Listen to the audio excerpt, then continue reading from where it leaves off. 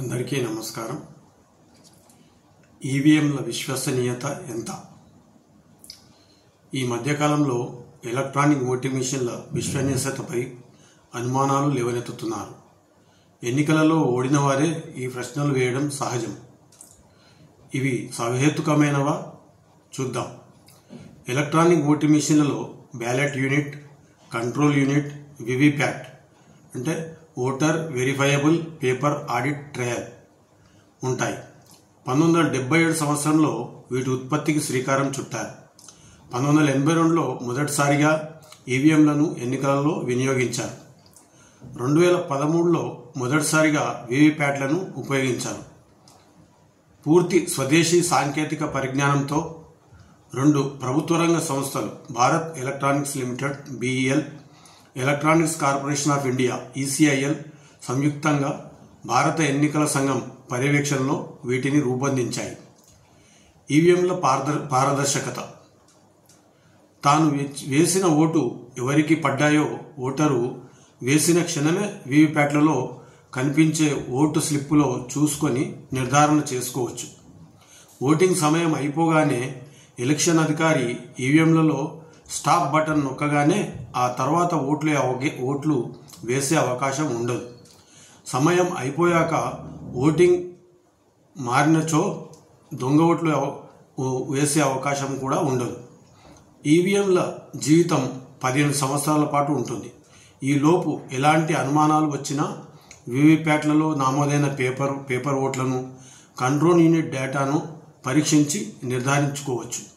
Ballot పేపర్ల ద్వారా ఓటింగ్లలో తప్పుడు ఓటు ముద్రలు, ఒకటి కంటే ఎక్కువ ముద్రలు అభ్యర్థులకు వేసే అవకాశం ఉంది. ఓట్ల లెక్కింపులో అవకతవకలు జరిగే అవకాశం కూడా ఉంది. కానీ ఈవీఎంలలో అలా జరిగే అవకాశమే లేదు. పైగా ఓట్ల లెక్కింపు అతి తక్కువ సమయంలో సాంకేతికంగా ఖచ్చితమైన ఓట్ల లెక్కింపు జరుగుతుంది.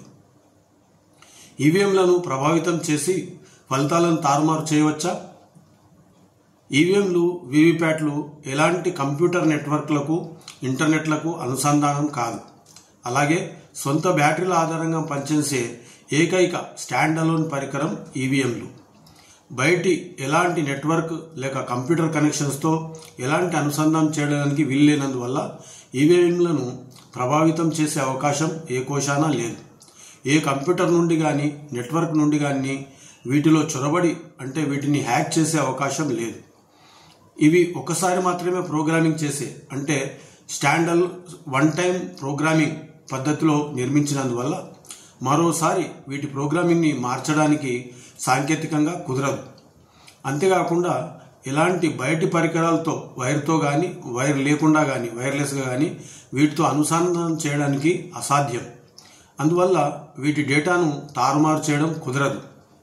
అలాగే వన్ టైం ప్రోగ్రామింగ్ పద్ధతిలో ఈవీఎంల మెమరీ అంటే ఈవీఎంలో నిక్షిప్తమైన సమాచారం, దాన్ని మెమరీ అంటారు. దాన్ని తెలుసుకునే వీలు మాత్రమే ఉంటుంది. దానిలో మార్పులు చేర్పులు చేసే అవకాశం ఉండదు. బ్యాలెట్ యూనిట్, కంట్రోల్ యూనిట్, వివిప్యాట్లు ఒకదాంతో ఒకటి తప్ప వేరే ఏ ఇతర కంప్యూటర్ యూనిట్లతో అనుసంధానం కావు. అందువల్ల వీటిని ప్రభావితం చేయడం కుదరదు. ఈ మూడింటిలో డిజిటల్ సర్టిఫికేషన్ పద్ధతి ఉంటుంది.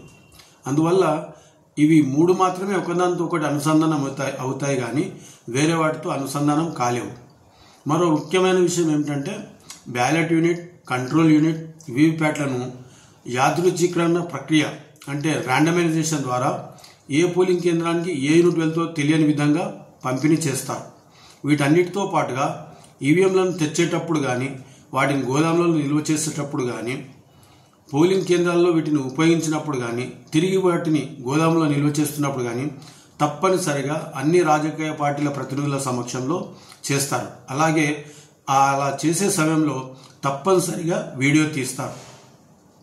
పోలింగ్ బూత్లలో ఈవీఎంలను ఓటర్లు ఉపయోగించడానికి ముందుగా అక్కడి రాజకీయ పార్టీ ప్రతినిధుల సమక్షంలో మాక్ పోలింగ్ అంటే నమూనా పోలింగ్ జరిపి ఈవీఎంలు సక్రమంగా పనిచేస్తున్నాయో లేదో పరీక్షించి మరీ ఎన్నికల ప్రక్రియ ప్రారంభిస్తారు.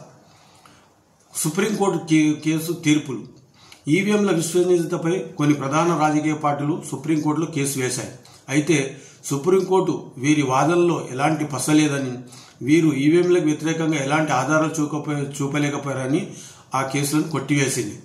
ఈవీఎంల స్థానంలో పేపర్ బ్యాలెట్ పేపర్స్ వాడాలని కేరళకు చెందిన పిఏ పాల్ 2024లో వేసిన కేసును కొట్టివేస్తూ జస్టిస్ విక్రమ్నాథ్ ఇలా వ్యాఖ్యానించారు. నువ్వు గెలిస్తే ఈవీఎంలు బాగా పనిచేసినట్లు, నువ్వు ఓడిపోతే వాటిని తారుమారు చేసినట్లు వాదిస్తావా అని అడిగింది. తెలుగులో ఇలాంటి వారిని చూసే ఆడలేక మధ్యలో ఓడు అనే సామెత పుట్టింది. హిందీలో దీనినే నాచనా జానే ఆంగన్ తేడా అంటారు. కొన్ని వాట్సాప్ వీడియోలలో విదేశాలలో వాడే ఈవీఎంలను బయట నుండి ఇతర నెట్వర్క్ల ద్వారా ఫలితాలను ప్రభావితం చేసినట్లు కొందరు చెప్పారు.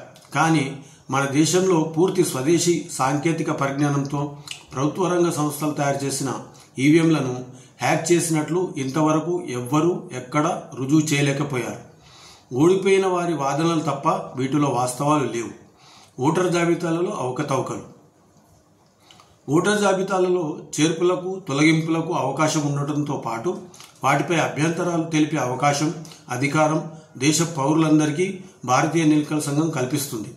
ఓటర్ల జాబితా ప్రకటించిన తర్వాత కూడా ఆ జాబితాపై ఏ రాజకీయ పార్టీ అయినా పౌరులైనా అభ్యంతరాలు తెలపవచ్చు. వాటిని తగిన ఆధారాలను బట్టి ఎన్నికల సంఘం సవరణలు చేస్తుంది. ఎన్నికలకి ముందే ఈ జాబితా ఉంటుంది. అప్పుడే అభ్యంతరాలు తెలపకుండా ఓడిన తర్వాత దానిపై అలిగితే ఏం లాభం? ఎన్నికల జాబితాలో పొరపాట్లు ఉన్నాయంటే అది అన్ని రాజకీయ పార్టీల ఓటర్ల బాధ్యతారాహిత్యం మాత్రమే. ఎందుకంటే ఓటర్ల జాబితాలో అన్ని రాజకీయ పార్టీలు చురుకుగా పాల్గొంటాయి. అందుకు కేవలం ఎన్నికల సంఘాన్ని తప్పుపట్టడం పొరపాటు. తిలా పాపం తలా పిడికలు అన్నట్లు పౌరులందరిది బాధ్యత. అంత మాత్రాన విశేష ఓటర్ల జాబితా సవరణ చేయవద్దని అంటే వారు ఆరోపిస్తున్న తప్పుడు ఓటర్ల జాబితాను సమర్థించినట్లే కదా. అక్రమ చొరబాటుదారుల తొలగింపు ఆవశ్యకత. అదీగాక మన దేశంలోకి అక్రమంగా వేలాది మంది రోహింగ్యాలు, ఇతర విదేశీయులు చొరబడి తప్పుడు ధ్రువపత్రాలతో ఓటుకు పొందడం వల్ల మన ప్రజాస్వామ్యం అపహాస్యం పాలవుతుంది. పాకిస్తాన్ నుండి ఒక కుటుంబంతో సహా సందర్శకునిగా హైదరాబాద్ వచ్చి ఇక్కడే అన్ని ధ్రువపత్రాలు పొంది మంచి సాఫ్ట్వేర్ ఉద్యోగం సంపాదించడంతో పాటు 2 పెళ్లిళ్లు చేసుకున్న ఉదంతం హైదరాబాద్లో ఇటీవల బయటపడిన విషయం తెలిసిందే. ఇంకా బయటపడిన ఉదంతాలు ఎన్నో. ప్రభుత్వ అంచనాలకు మించి ఇలాంటి వారు ఉన్నారని ఇందువల్ల తేటతెల్లం అవుతుంది. ఇలాంటి విదేశీయుల అక్రమ చొరబాటుదారులను ఓటర్ల జాబితా నుండి ప్రక్షాళన చేయాల్సిన అవసరం ఉంది. అందుకు విశేషర్ల ఓటర్ల జాబితా సవరణ తప్పనిసరి.